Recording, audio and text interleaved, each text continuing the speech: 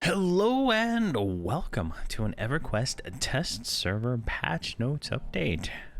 Some interesting things have been added in the August update for Everquest. So let's take a look here. So highlights made several improvements to the achievement processing to improve zone latency. Now, I hope this means that they fixed it so when you ding and all your it starts processing all the stuff on all your characters when they ding, if you're multi-boxing, and you don't lag out for 10 seconds. I hope that's what that means, because every time I ding on not on TLP, but when I have them all on the same computer, it really lags it out. So hopefully that's what it means. I've noticed that some like if I get an achievement and I won't see it on my other characters sometimes for a little bit of time too, if they're on different computers. So that could be what it is, but hopefully that's nice. The Darkened Sea expansion bundles will be available from August 17 to August 30. So I'm assuming that is the collector's edition stuff from the Darkened Sea. Probably worth buying. Increase the default number of extended target window slots to 20.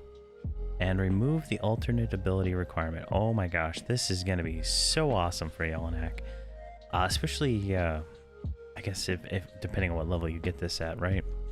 On Jelinek it's level 20, but you only get 5.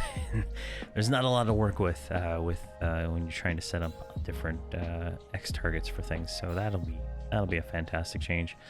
Items made Eye of Yarlir and the Eye of Vishimtar quest items. All right, I have no idea what that is, but I'm assuming that just gives them the quest tag. 10th anniversary fireworks focus items. I've had a typo corrected in their lore. That's good to see. Trade skills failing to combine due to insufficient skill will now also display the minimum skill required. So I'm assuming it's gonna be say you got like one trade skill, right? You try to make fish rolls, it's gonna be like, oh, you need 135 or something like that, or something close to that kind of, whatever that number actually is. So that'd be kind of cool. Quests and events. Marigold's reanimation formula will now drop from appropriate level 60 Dungeons of Norath Adventures. I have no idea what this is. Now let's see if we can Google it.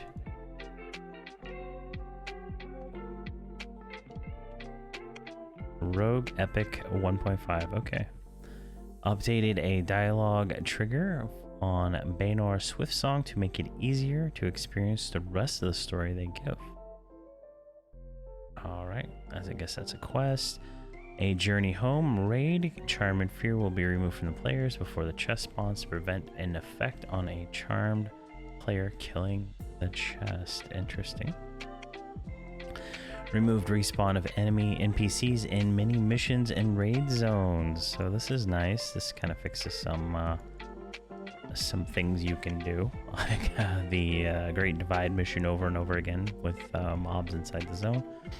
Something I've noticed, at least on TLP, is the DZs you get on TLP don't give crap for experience, right? Like, it is terrible experience. I cleared an entire Soul B minus Nagafen with 6 characters, and I got 3% experience. I cleared an entire Sibyllus with 6 characters, and I got 3%. So that's gonna be an interesting thing. So the experience is not even that great in those things anyway, and removing the respawn will remove the replay that some people do to automate the questing of that. So that'll be nice, or not experiencing of that.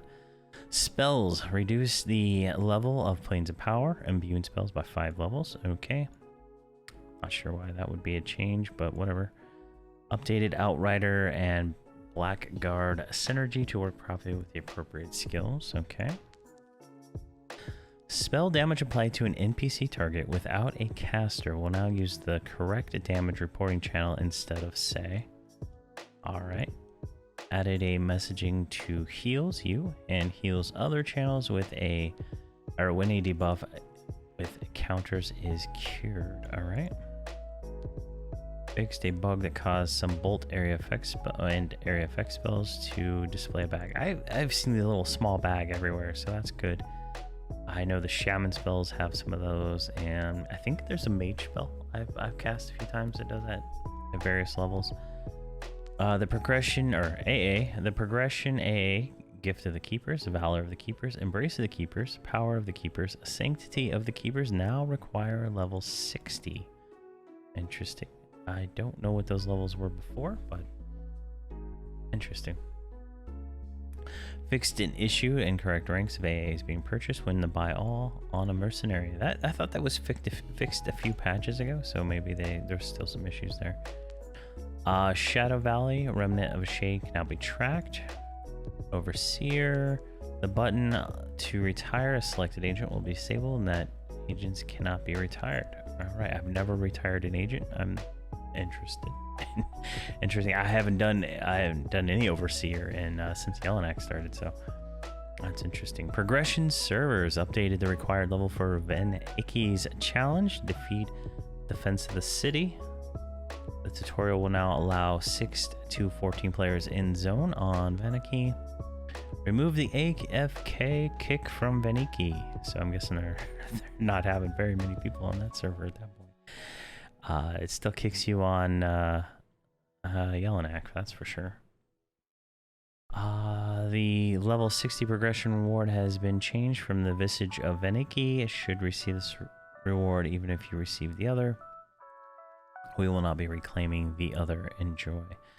Moved the availability of the heroic character quests when you removed the availability of the heroic character quest to when the Darkened Sea opens instead of when part 2 opens. Okay, interesting. I'm not 100% sure what that does, so we'll have to stay tuned. I know they're moving the heroic level from 85 to 100, so probably something related to that. Increase the maximum number of items that can be sold in one barter transaction from 20 to 100. That is nice because I have had that issue on my auction mules where it's just spam of 20s versus just buying the whole stack. All right, holding shift while selling to a buyer will now work correctly. If you have less than 20 of an item, sell the item, then the transaction cap. Okay, that's cool. When you fail to cast a spell that requires out of combat, your timer will be updated. That's good. Improve the way achievements are processed in order to reduce zone latency. That was one of the highlights. Alright, corrected an issue with a heroic character count would not update correctly at the character select screen. So this is a UI change. Increase the default number available of extended targets and remove the alternate ability requirement. That's perfect. Added a chat message when canceling or completing a trade. Updated trade message to include the quantity or item or coin offered. Okay. So now display both the sender and the recipient in the system chat filter. Aggro meter is now available when players reach level 20 instead of interfere. That is awesome. That is hopefully that means it's available on TLPs, because then you'll be able to actually see your aggro and be able to work with that a little bit better. The randomized loading music setting should now work properly when unchecked.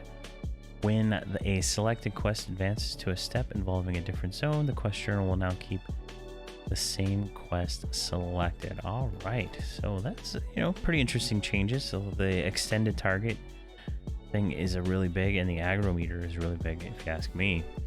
As a tank with boxes that get summoned all the time, because I can't hold aggro as a warrior very well. But that's pretty interesting.